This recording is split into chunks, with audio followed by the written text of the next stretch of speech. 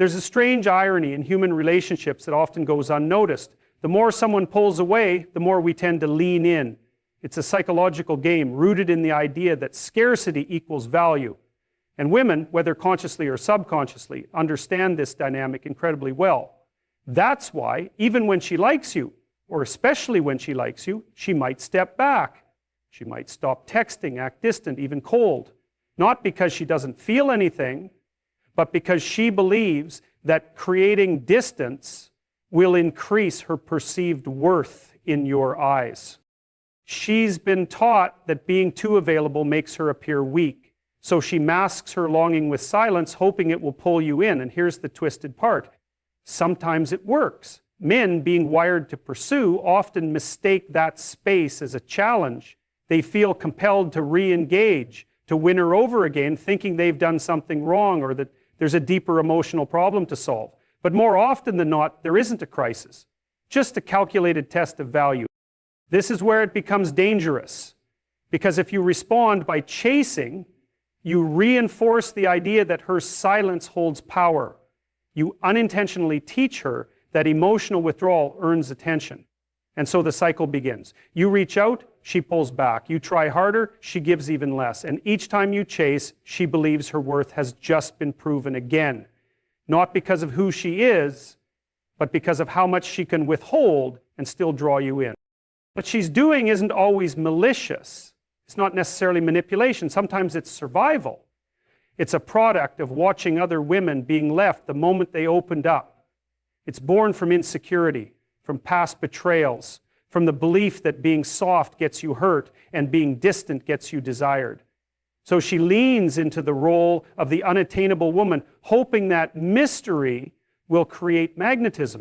But the truth is, when love becomes a strategy, it stops being love. When she measures your commitment by how many silent treatments you'll endure, what she's really testing is your threshold for disrespect.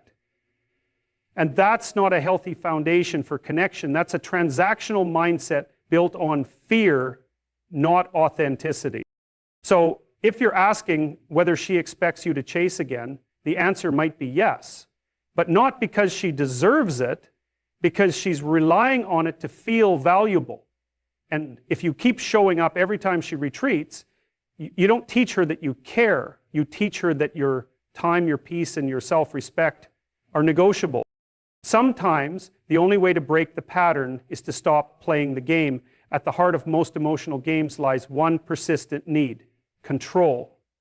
Not necessarily out of cruelty, not even always consciously, but from a deep-rooted desire to feel secure in an environment that feels uncertain. So when a woman distances herself, even though she still feels something for you, what's often happening beneath the surface is a quiet power shift. She's pulling back not to end the connection, but to see if you'll step forward, to see if you'll pursue again.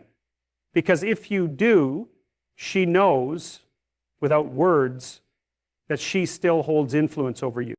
This isn't about needing your presence, it's about needing proof. Proof that she still matters, that she can still occupy your thoughts without making any effort. It's less about affection and more about reassurance. When you reinitiate, you aren't just sending a message, you're giving her confirmation. Confirmation that she is still desired, that she's still in control of the emotional tempo, and more importantly, that your emotions are still orbiting her, even after silence. Now, this gets more complicated when it becomes a repeated pattern, because the more you chase, the more she learns that withdrawal equals attention. It's not that she doesn't feel something genuine for you, she might, but that genuine feeling takes a back seat to the psychological thrill of knowing she can dictate when and how you come closer. If you respond predictably every time she creates distance, she becomes less interested in emotional connection and more fascinated by the control she holds over your reactions. As a power dynamic disguised as vulnerability. She plays cold, indifferent, unavailable, but beneath that performance, there's a craving for emotional leverage. She wants to feel that you're emotionally invested enough to try again, to explain yourself, to make sense of her silence. And when you do, the message is loud and clear. She's winning. She didn't have to say a word, and yet you're right back where she wants you. And here's where many men get it wrong. They confuse this dynamic with depth. They think her emotional unavailability means she's complex, layered, or worth chasing, when in truth, complexity and clarity can exist together. It's not confusing because it's deep. It's confusing because it's a strategy. An emotional strategy has nothing to do with real connection. It's about ego maintenance. So when she backs away and you feel that urge to chase, pause. Ask yourself, are you responding to her feelings or to the game she's playing to regain control? If it's the latter, then chasing her again doesn't prove your strength. It proves she can manipulate the rhythm of your attention without offering anything in return. And sometimes the most powerful thing you can do is refuse to be pulled back into someone else's performance. There's a certain irony in human behavior. We say we want honesty, clarity, connection, and yet when those things show up, they often feel less compelling than ambiguity.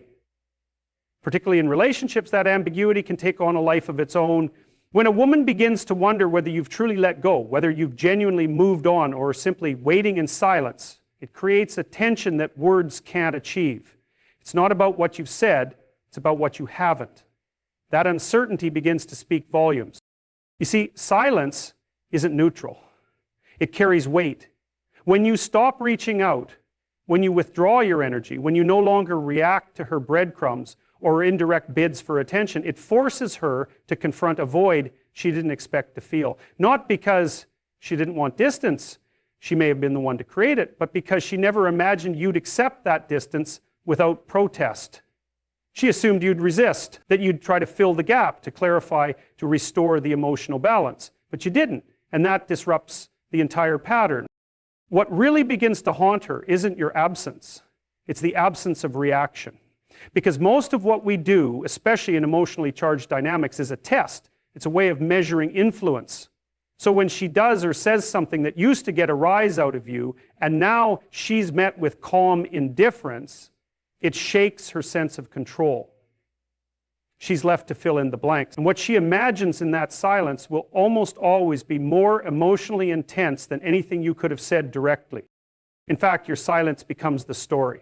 She starts to wonder what changed. Was it something she said? Was it someone else? Did you finally see through the performance? Or worse, did you actually heal and let go? That last one stings the most, because if you've healed, you're no longer emotionally accessible in the same way. You're not just quiet, you're free. And nothing unnerves someone more than realizing the emotional leverage they once had is gone. That's when the tables turn. When a woman who once held the upper hand finds herself checking her phone a little too often, replaying old messages, revisiting moments she thought she was indifferent about. And it's not because she suddenly loves you more, it's because the ambiguity of your detachment is louder than any confession. She's trying to decode silence, and in doing so, she's attaching more meaning to your inaction than she ever did to your effort. Now, this isn't about playing games. It's not about using withdrawal as a tactic. It's about understanding the psychological truth of disengagement. Sometimes walking away speaks more honestly than trying to explain your worth. Because when someone is forced to sit in the space your presence once occupied, they either come to appreciate it or they realize they were only addicted to the attention it brought them. And if she's still wondering, still checking, still hoping for a sign that you'll come back to affirm her significance, then she hasn't let go, but you have. And that distinction changes everything, because she's not just missing you, she's missing the version of herself she felt when she knew you were watching, when she knew you cared. That sense of being desired, pursued, validated, it's hard to let go of, especially when it disappears without a final word. The most haunting question she can ask herself isn't, does he still care, but why doesn't he need me to know that he does? There's a particular kind of silence that doesn't just speak, it echoes.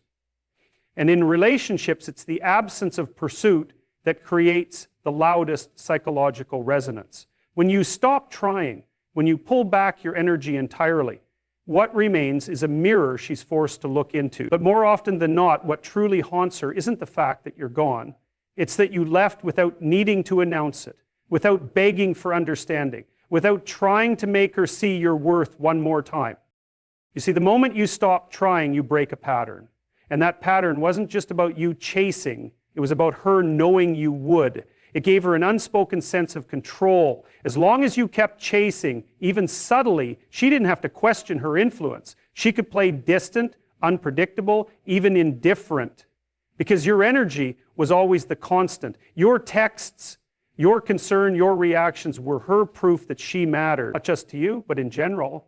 It validated her desirability, but the moment you stop feeding that validation, everything shifts. Now she's no longer the one holding the emotional upper hand. Now she has to sit with the realization that your energy, what once felt guaranteed, is no longer accessible. And that's uncomfortable. That discomfort grows in silence. It gnaws at the edges of her confidence because it challenges the idea that she could always rely on your emotional attention, no matter what. She begins to revisit moments, not because she misses you in a romanticized way, but because she's searching for clues. Was there a turning point? Did she go too far in testing your patience? Was there a message she missed? Suddenly, she's the one trying to decode you, trying to understand why you stopped doing what you always did. That reversal of roles can be quietly devastating, especially for someone who once felt secure in the fact that no matter what happened, you'd always be there in the background, waiting, hoping, chasing. When you stop trying, it disrupts her narrative of who you are. It forces her to question whether she ever truly understood you at all. That uncertainty plants seeds of curiosity, and curiosity, when left unanswered, can turn into obsession. It's not just about whether she wants you back. It's about whether she can live with not knowing why you stopped caring. That question is powerful. It doesn't demand closure. It doesn't ask for one more conversation. It just lingers quietly and does its work. And so you haunt her, not with presence, not with words, not even with anger, but with absence, with composure, with the calm strength of a man who no longer explains his value. There's something deeply unsettling about realizing someone no longer needs you the way they once did.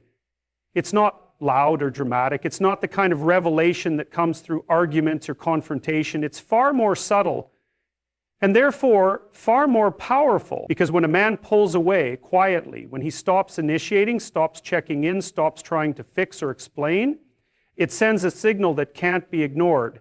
He's recalibrated his worth and he's no longer placing it in her hands. And for many women, especially those who are used to holding emotional leverage, that silence is not just noticed, it's felt deeply. Because now it's not about what you're saying, it's about what you're no longer willing to say. You're not chasing clarity, you're not searching for closure. You've stopped offering your energy as a gift to someone who wasn't ready to receive it. And that absence, that's not passive, it's a statement. You see, when you were always there, responding, initiating, proving your sincerity, it gave her the luxury of emotional complacency. She didn't have to move toward you because she knew you'd fill in the space. She could withdraw, test, provoke, and delay without any real consequences.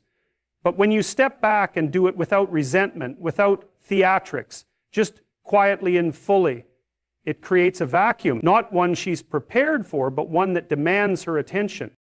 Now, the control she once felt begins to waver. She's left wondering not just why you stopped trying, but what that says about her. Was she not worth the fight? Did she push too far? Did she underestimate your ability to walk away? These are questions that don't have simple answers, and that's exactly what gives them their staying power. You're no longer part of the script she was writing in her head. You've exited the role she expected you to play. And that creates a disturbance in the storyline she had grown comfortable with. And that's where the haunting truly begins, not because you were cruel or cutting, but because you stopped feeding the illusion. You stopped orbiting around her. You reclaimed your direction and began moving in a path that no longer centered her. That movement, especially when done with grace and peace, triggers a confrontation with self that she can't avoid. Sometimes the most unforgettable thing you can do is simply walk away and never look back. There's something incredibly powerful about stillness, about no longer trying, no longer reaching out, no longer explaining yourself. It's the silence after the storm that often carries the most weight, because in that stillness, she doesn't hear your voice anymore, and that's when the echoes of her own choices begin to get louder. When you were constantly trying, sending the message, starting the conversation, extending the hand, she never had to sit with herself. She never had to face the absence of effort on her end, because yours always filled in the gaps.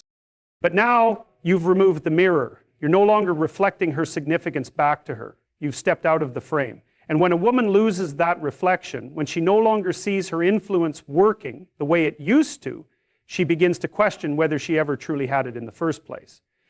That question doesn't disappear easily. It lingers. It replays. Because something about your detachment feels too certain, too final, too unbothered to be reversed with a simple text or a casual check-in.